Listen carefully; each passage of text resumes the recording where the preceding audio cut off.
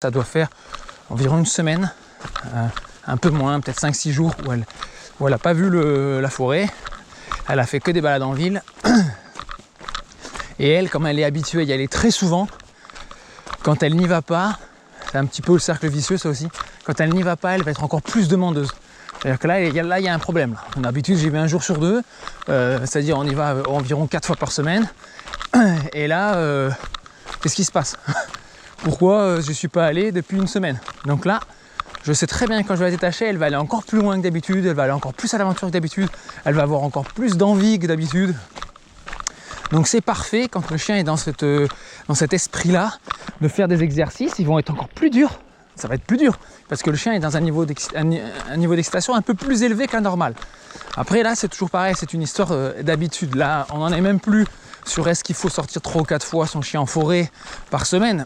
C'est beaucoup, hein, c'est vraiment beaucoup. Il y a peu de gens qui le font autant, à part si vous habitez vraiment en campagne et que vous y allez tous les jours, etc. etc. Mais si vous êtes dans un environnement varié et que vous allez un peu en ville, un peu en campagne, etc., un peu en forêt, faire 4-5 sorties libres d'1 heure comme ça demande quand même du temps. Et je conçois que tout le monde ne puisse pas le faire régulièrement. Parce que nous, c'est vrai que été ou comme hiver, peu importe le temps, les sorties sont faites parce que ça me plaît, etc. Bref, c'était une petite aparté. Toujours est-il que là, elle va être un peu plus excitée que d'habitude puisqu'elle n'est pas sortie depuis presque une semaine. Sortie en forêt, je m'explique, je précise. Donc, il se peut que les exercices soient plus difficiles à effectuer.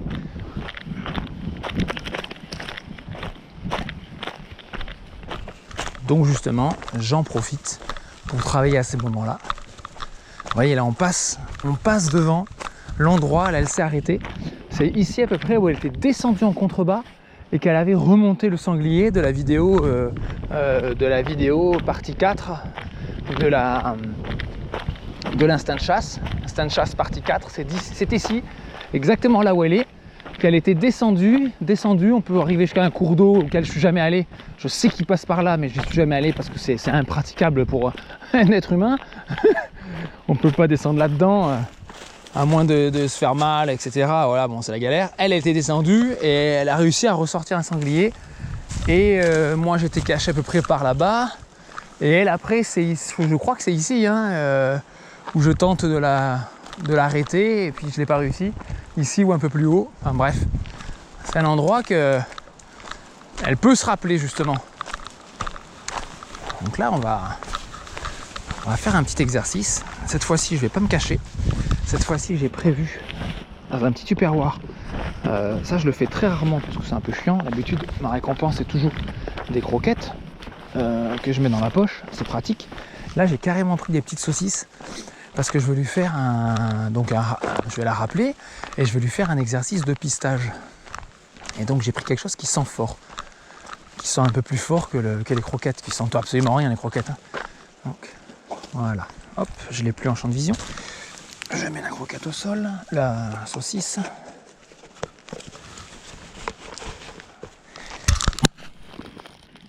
Elle est là. Je fais un petit chemin. Hop, on va traverser comme ça. Hop, hop. Et on s'arrête là. Maintenant, on va la rappeler.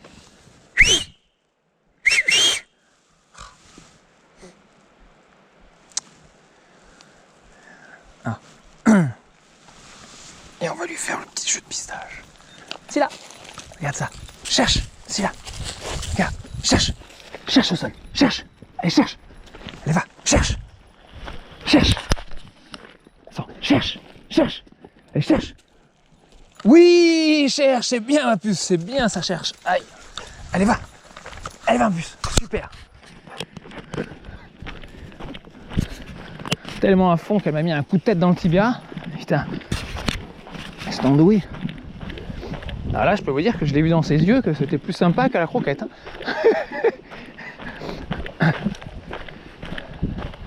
Donc là, vous voyez, bon, elle est repartie au siffto. Hein.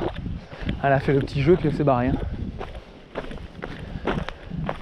Et là-bas, je sais pas ce qu'elle nous a fait. Vous voyez, constamment besoin d'aventure. Donc là,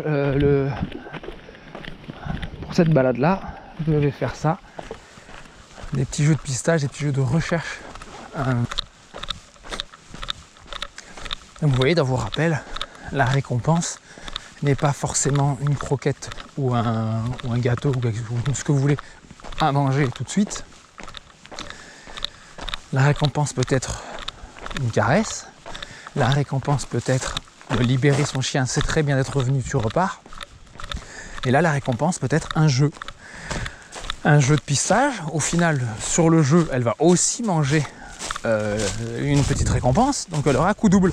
Non seulement elle est revenue pour jouer, sauf que là, par contre, le mécanisme, ce qu'il faut bien comprendre, c'est qu'elle ne revient pas pour manger quelque chose. Enfin, du moins, elle a compris que la récompense n'était pas quelque chose à manger. La récompense est un jeu.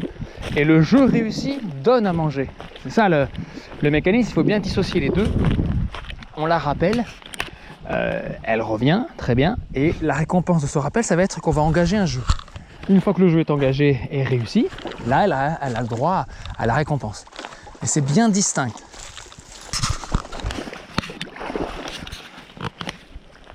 C'est par là. Ah, yes, regardez ça. Je me demandais où elle était, j'allais la rappeler. Elle est là. Ah, ben voilà.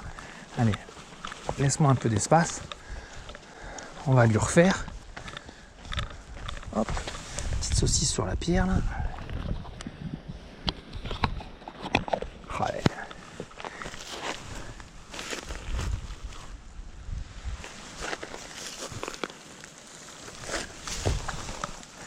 Tu parles. Hey, ici. Cherche. Cherche par terre. Cherche. Allez, cherche ma puce. Cherche. Elle cherche. Oui, cherche, c'est bien ça, cherche. C'est super. C'est super. Alors là, encore mieux. Évidemment que je suis intéressant pour elle. Là, quand on dit qu'il faut se rendre intéressant en balade, il faut se rendre intéressant par rapport à l'environnement. Bon. Là, ça a ses limites. Je fais une aparté 2 secondes. Je ne sais pas si vous avez vu. Elle était en haut sur la petite butte. Et elle me regardait. Elle me voyait m'arrêter en fait. Elle a très bien compris. C'est le deuxième petit jeu de pistage que je lui fais de la promenade. Espacé de 5-10 minutes. Elle a très bien compris que j'allais en refaire un. Vous voyez comme quoi le chien peut être très intelligent et anticiper la chose. J'ai même pas eu le temps de mettre en place mon circuit, qu'elle était déjà en train de revenir, je l'ai vu, donc j'ai même pas eu besoin de la rappeler. Vous voyez tout de suite le mécanisme, la première fois elle savait pas, j'ai mis en place mon parcours, je l'ai rappelé parce que je l'avais plus en visuel, elle est revenue, on fait le jeu. La deuxième, elle est déjà restée proche de moi en visibilité et dès qu'elle m'a vu m'accroupir au sol, elle s'est dit oh là là, il refait un jeu, j'arrive. Vous voyez le mécanisme? Ça, c'est se rendre intéressant.